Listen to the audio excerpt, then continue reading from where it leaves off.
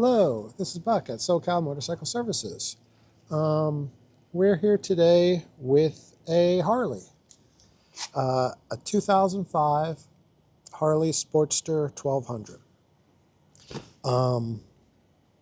Really good bike. It's been a good week. I've had a lot of good bikes in. So let me tell you about the Sportster here. We're going to go into some little bit of Sportster history and some tips for maintenance and things like that. Okay, so this is a 2005. It's carbureted 1200cc Harley Sportster. It's an air-cooled V-twin. Has 2 valves per cylinder. Makes about 67, 68 horsepower in the stock configuration. But 70 foot-pounds of torque, which is a lot of torque. And that's where these bikes get fun, is from the torque. It's a dry sump system, which means it keeps oil in an oil bag. Well, it's a tank, but we call it an oil bag. And it circulates it through the motor. Has disc brakes front and back, just a single disc up front. It could use a little bit more braking. I'm really tough on brakes, so I race. So I'm used to being 100% on the throttle, 100% on the brakes, nothing in between. But the brakes kind of are a little weak. You can fix it by putting on some upgraded pads and putting a braided steel line in it. The rubber lines tend to flex. It's electric start, of course, has 5-speed transmission. Belt drive instead of a chain. It has a belt. Belts are quieter, cleaner, a little heavier, the belts and the pulleys. And you can't really change, you can't customize your gearing as much because there's only like 2 sprocket changes you can make, pulley changes. But this is an amazing bike. In 2003 was the 2004 the Sportsters changed. 2003 was, and before were the solid mounted engines. They were solid mounted to the frames.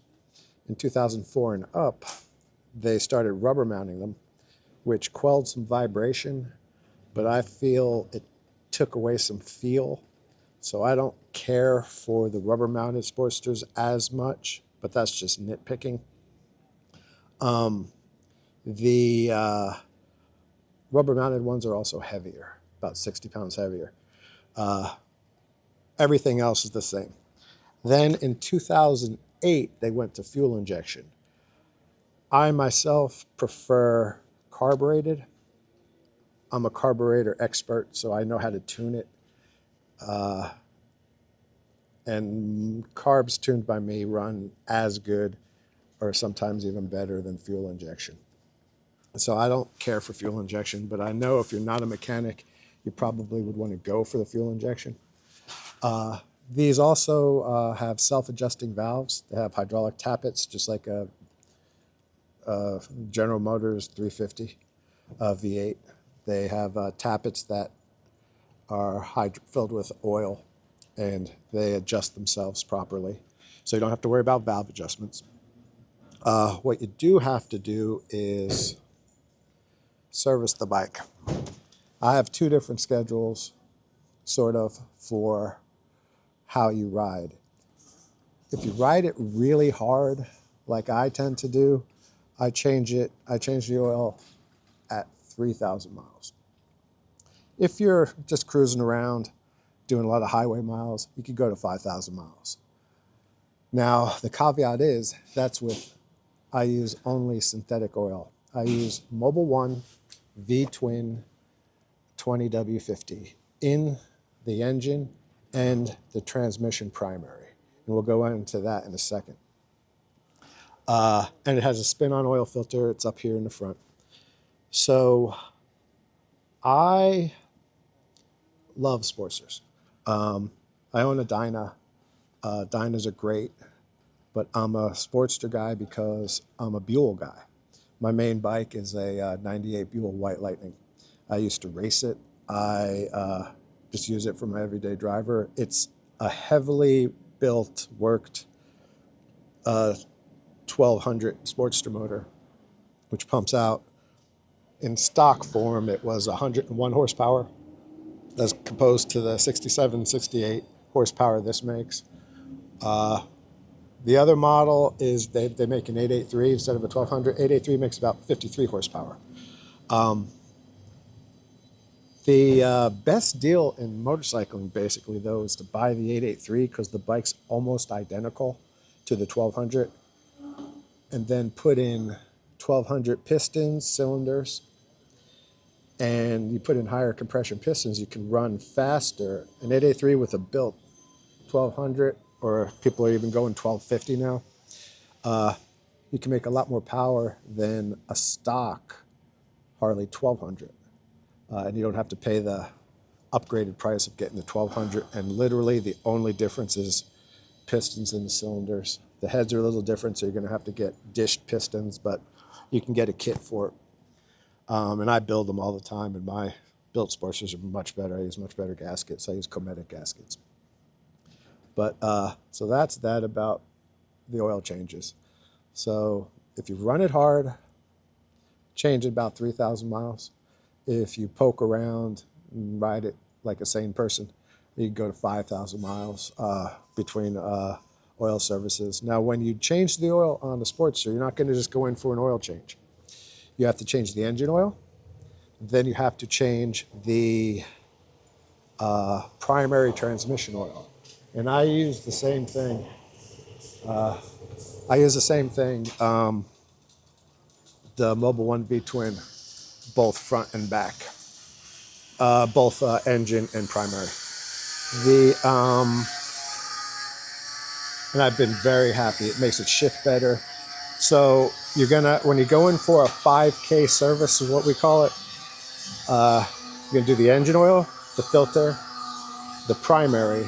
You're gonna open up the primary inspection hole and you're gonna adjust the primary chain. You have to do that every time. And then you're gonna open up the derby cover and adjust the internal adjustment on the clutch along with the outside clutch adjustment. Now, let's talk about the upgrades. When you buy a stock Sportster or a stock Harley, it's going to be choked. And by that, I mean it has a very restrictive airbox, very restrictive exhaust, and it's tuned very lean. So what a lot of people do, and your regulations in your jurisdiction vary, because you can't really upgrade the Sportsters in California, but to make them run right, you have to do it's called paying the Harley tax. You have to put in a high flow air filter kit. You have to put on some pipes that are freer flowing, and you have to tune the fuel system. So if it's fuel injected, you have to get a power commander. If it's carbureted like this bike, you can just get a dyno jet kit, or I make my own kit where you change some jets, the needle, and you work on the slide. The other thing is, I'll point out those things to you right away, in a few minutes. But the Sportster is a great bike. It handles decent. It has decent power. It's relatively light. It's about 550 pounds. And generally, if you don't really mess with them, or if you build them correctly, they're really reliable. Some benefits of the carbs are, you don't have a fuel pump to go bad, you don't have fuel pressure regulator, you don't have fuel injectors, you just have the carburetor and the petcock. You do have to have a manual choke to start it, because if the bike starts well and it's cold out and it's carbureted without the choke, it's not running right. The bike has to be up to operating temperature to run right. Hold on for a second. Hey, Chief! Chief! I'm trying to get this guy. He started grinding right when I'm filming. Irritates me, but hopefully this mic will clear it out. So let's go and take a quick look at it and see what we're talking about. Chief! I'm filming. Can you? Are you recording? Just 5 minutes. Okay, you got it. Thanks, Chief. Okay, so let me get the camera. Hopefully that'll sound better. Okay, here's the bike. If you can see right here, here's the belt. And we adjusted the belt. This bike was in here just for a service. This is a high flow air filter. If you can see, it's completely open in the back so that it'll breathe. The stock one will have a, and this guy had all this work done someplace else, but it would have a backing plate that blocks this, and it would breathe through this a little hole right here. He has some Screaming Eagle that are EPA approved slip-ons, so he slipped on the exhaust. And then the carburetor, I was told, was tuned. It's running pretty good.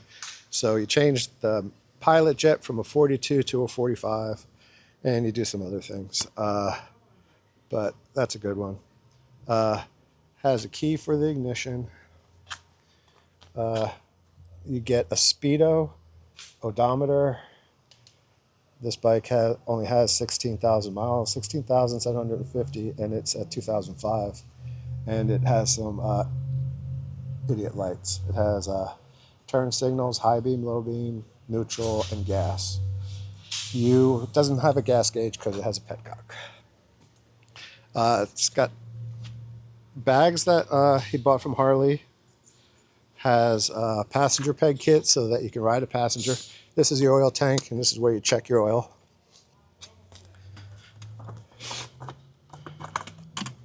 And it's nice and fresh and clean because I just changed it. Takes about 3 quarts and then a quart for the primary. But always start with 2 and fill up. There's your rear brake lever. There's the single disc that is a little bit weak for the bike. He put on LED headlight, which is really bright. This right here is the oil filter. Here are the spark plugs. We change those every 10,000 miles or so. Here's the choke lever to when you turn on the choke. This is the gear shift for the 5-speed transmission. And most Harleys come with a charging cord for the battery because a lot of people just ride them on Sundays.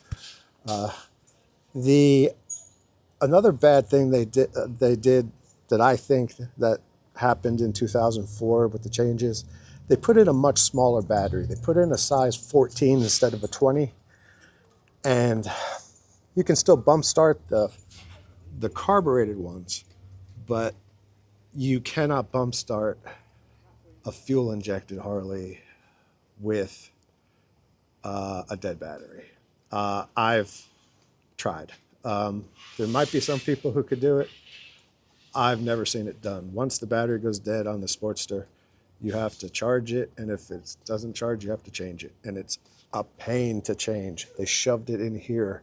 It used to be very accessible. Now it's very hard to get to. But if you take off this panel, you can get to the charging port, or the terminals if you want to charge it, or you can just use this pigtail. But yeah, that's it. Let's see how she sounds.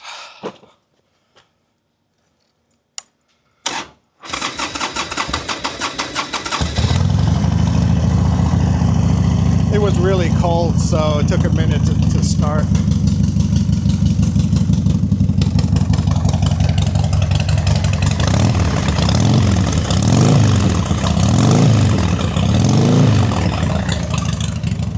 Runs good. Let's see if this...